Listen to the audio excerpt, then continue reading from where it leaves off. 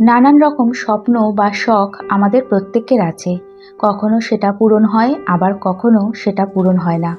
আর সাধারণ মধ্যবিত্ত ফ্যামিলিতে শখ পূরণ না হওয়ার লিস্টটাই বেশি। সেটা বিভিন্ন কারণে হতে পারে। মনের ইচ্ছে শক্তির অভাব, সময়ের অভাব, ফ্যামিলিগত সমস্যা, আবার কখনো ফাইন্যান্সিয়াল প্রবলেমও হতে পারে। তবে যার যত চাহিদা কম থাকবে, সেটা না পূরণ হওয়ার আফসোসও কম থাকবে। মানসিক দিক দিয়ে অনেকটা ভালো থাকা যায়। তার মধ্যেও অনবরত কিছু মনের ইচ্ছেগুলো পূরণ করার চেষ্টা আমরা সবসময় করি। হাল তো ছেড়ে দিই না। আমাদের নিজেদেরকে ভাবতে হবে, অ্যাকচুয়ালি যত দিন আমরা বেঁচে থাকি, ইচ্ছে আর চেষ্টা আমাদের পিছু ছাড়ে না।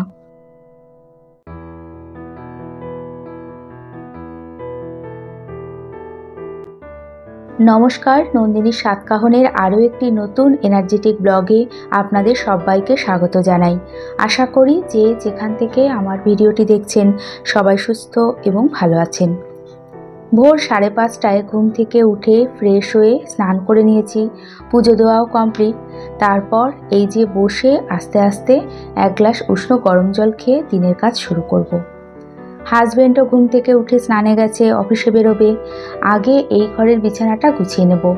সকাল থেকে কাজ শুরু না করলে এক হাতে সংসারের A to Z কাজ করা সম্ভব হয় না। অফিসে যারা কাজ করে, বাইরে যারা জব করে, বা যারা স্টুডেন্ট, শুধুমাত্র তাদেরই যে কাজের টার্গেট থাকে সেটা না। সেটা ভাবাটাও পুরোপুরি ভুল। তাদের কারো কাজের টার্গেট থাকে, তো কারো এক্সামের প্রিপারেশনের টার্গেট থাকে। আমাদের হোম মেকারদেরও বেশ কিছু টার্গেট, না বেশ কিছু না, প্রচুর সংসারের কাজের টার্গেট থাকে। সংসারের কাজের কিছুটা ডেইলি টার্গেট, তো কিছুটা মান্থলি ক্লিনিংয়ের টার্গেট।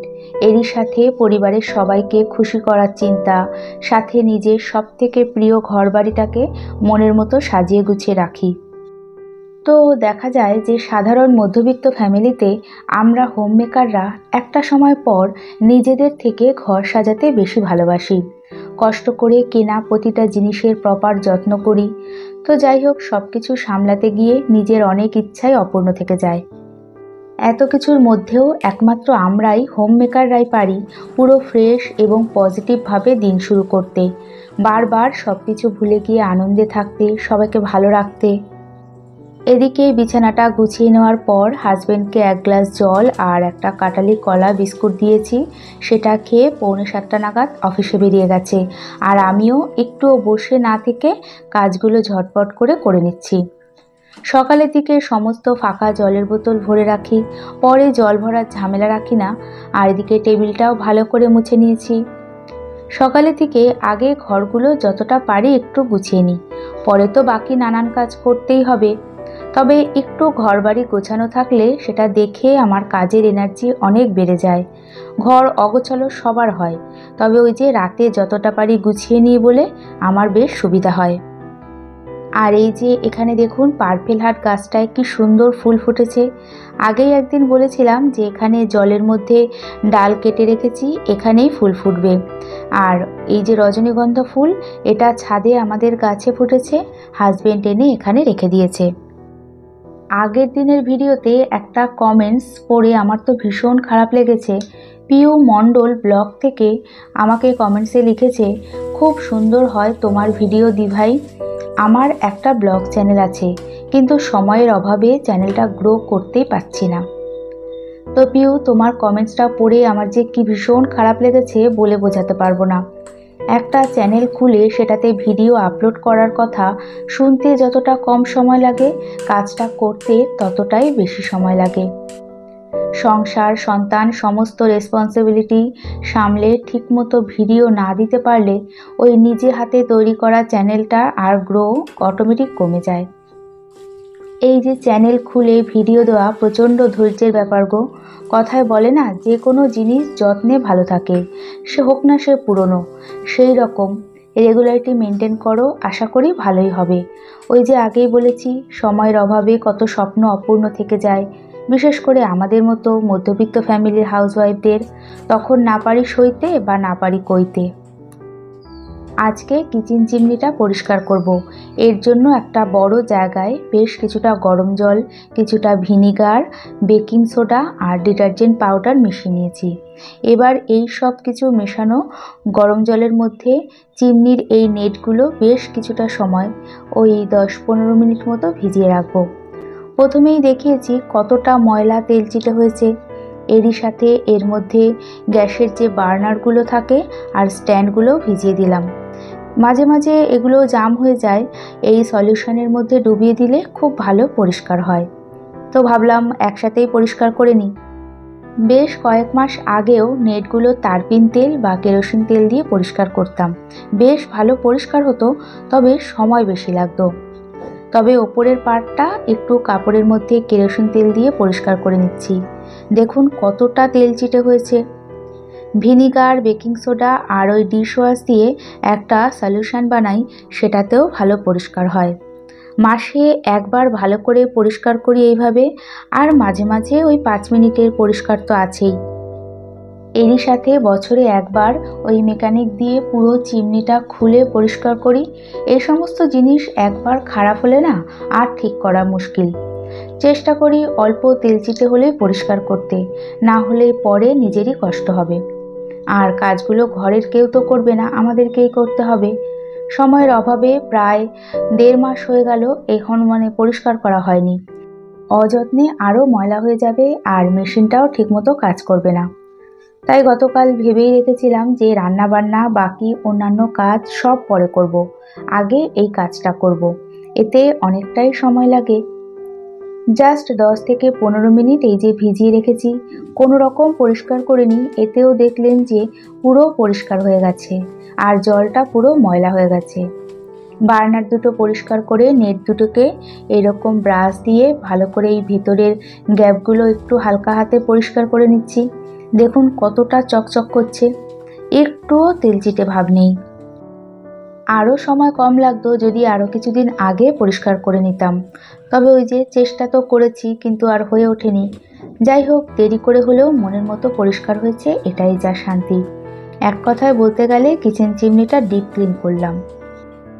এরপর আর কোনো ডিটারজেন্ট বা অন্য কোনো কিছু দিয়ে পরিষ্কার করতে হবে না, ভালো করে জল দিয়ে ধুয়ে নিলেই হয়ে যাবে। কোনো কিছু ভালো রাখতে গেলে সে যে কোনো জিনিস হোক বা সম্পর্ক হোক বা নিজের শরীরের যত্নই বলুন, সব কিছুর জন্য দরকার সময়, পরিশ্রম আর মনের ইচ্ছে। এই মুহূর্তে নামটা ঠিক আমার মনে পড়ছে না। আমার এক প্রিয় বন্ধু আমার কাছে এই কিচেন চিমনি পরিষ্কার করাটা ভালো করে দেখতে চেয়েছিল। এই তো দেখিয়ে দিলাম। তুমি যদি আজকের ভিডিওটা দেখে থাকো অবশ্যই একটু জানাবে। এরই সাথে ভিডিওটি দেখতে দেখতে আপনাদেরও কোথাও যদি এতটুকু ভালো লেগে থাকে, একটা ছোট্ট লাইক করে দিতে ভুলবেন না। আর ভিডিওটি কেমন লাগলো কমেন্টসের মাধ্যমে জানিয়ে চ্যানেলটি সাবস্ক্রাইব করেও রাখতে পারেন। আর কাজগুলো যদি আপনি অলরেডি করে থাকেন তাহলে আপনাকে জানাই অসংখ্য ধন্যবাদ। এদিকে লিনা বেশ কিছুদিন ধরে কমেন্টসে লিখছিল, তুমি কি একদিন পর একদিন ভিডিও দিচ্ছ নাকি 2 দিন পর ভিডিও দিচ্ছ। আর আগের দিনের ভিডিওতে লিখেছে, দিদি আগের রুটিনে ভিডিও দিলে খুব খুশি হলাম। আমিও আগের রুটিনে ভিডিও দিতে পেরে খুব খুশি, জানো তো। চেষ্টা করছিলাম, তবে কোনোভাবেই রেডি করতে পারছিলাম না। বুঝতে পারছিলাম যে এতে আমার চ্যানেলের রিচ কমে যাচ্ছে। কিচ্ছু করারও ছিল না, সব দিকে ব্যালেন্স করে চলতে হচ্ছিল। তবে এবার থেকে ভেবেই রেখেছি 1 মিনিটও সময় নষ্ট করব না, রেগুলারিটি মেনটেন করব। আর হ্যাঁ, এইভাবে খোঁজ নেওয়ার জন্য অনেক ধন্যবাদ। এদিকে এই কাজটা করব বলে করাই হচ্ছিল না, অবশেষে কমপ্লিট, পুরো চকচক করছে। এবার সুইচগুলো অন করে একবার দেখে নিলাম। এখন সব ঘরগুলো ঝাড় দিয়ে তারপরে মুছে নেব। আজকে আর কোনো কাচাকাচিও করিনি, চিমনিটা পরিষ্কার করা খুব দরকার ছিল। আর ফারজানা আক্তার আমার কাছে ঘর মোছার মফটার সুবিধা অসুবিধা সম্বন্ধে জানতে চেয়েছিল। তো ফারজানা, যাদের হাঁটুতে, কোমরে, পায়ে ব্যথা, তাদের জন্য এই ঘর মোছার জন্য এর থেকে বেস্ট অপশান আর হতেই পারে না। সাথে আমরা প্রত্যেকেই ব্যবহার করতে পারি, খুবই তাড়াতাড়ি ঘর মোছা হয়ে যায়, চিপে জল ঝরানোর ঝামেলা থাকে না। আর 2-3 বার এইভাবে প্রেস করলেই জল ঝরে যায়। তবে এমনি চিপে যতটা জল ফেলা যায় ততটা হয় না, মোটামুটি 80% মতো জল থাকে না।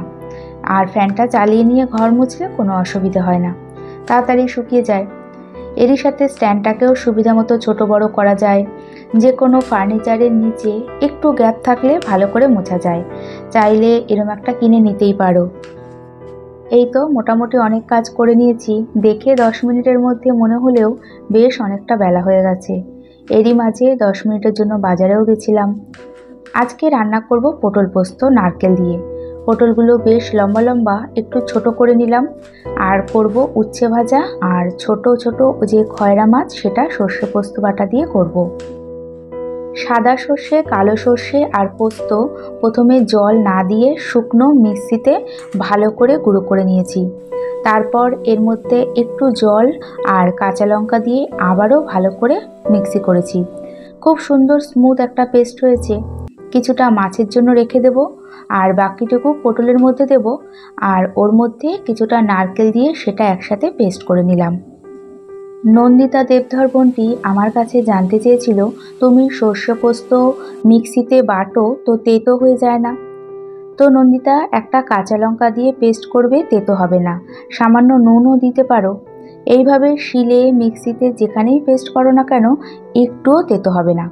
তাও তোমার যদি মনে হয় যে তেতো হয়ে যাবে, পেস্ট করার পর ছেঁকে নেবে, রসটা দেবে, ছাবাটা ফেলে দেবে, দেখবে একটুও তেতো হবে না। এদিকে মাছ ধুয়ে সাথে সাথে নুন হলুদ মাখিয়ে রেখে দেব। অনেক রিকোয়েস্টেড ভিডিও পড়ে আছে, কি করব বলুন তো? সংসারের A to Z কাজ করে সেগুলো করে উঠতে পারছি না। ইচ্ছে থাকলেও উপায় নেই, কোন কাজটা করব না। সকালবেলা ঘুম থেকে ওঠার পরই মনে হয় কাজগুলো যেন আমার জন্য ওয়েট করছে, আমার দিকে তাকিয়ে আছে। তবে একটা একটা করে সব দেওয়ার চেষ্টা করছি। পটল পোস্তটা রান্না করার জন্য প্রথমে দেখতেই পেলেন পটলগুলো একটু ভালো করে ভেজে তুলে নিয়েছি। তারপর তেলের মধ্যে 5 ফোড়ন দিয়েছি, আর ঘরে যে লঙ্কা পেস্ট করা থাকে আমার, সেটাই একটুখানি তেলের মধ্যে দিয়েছি। এবার নারকেল সর্ষে পোস্ত দিয়ে যে পেস্ট করে রেখেছি সেই পেস্টটা দিলাম, আর নুন হলুদ দিয়ে ভালো করে কষিয়ে নেব। বেশ অনেকক্ষণ, মানে পুরো যখন মশলা থেকে তেল বেরিয়ে যাবে তারপরে পটল দিয়ে আবারও ভালো করে নাড়াচাড়া করব।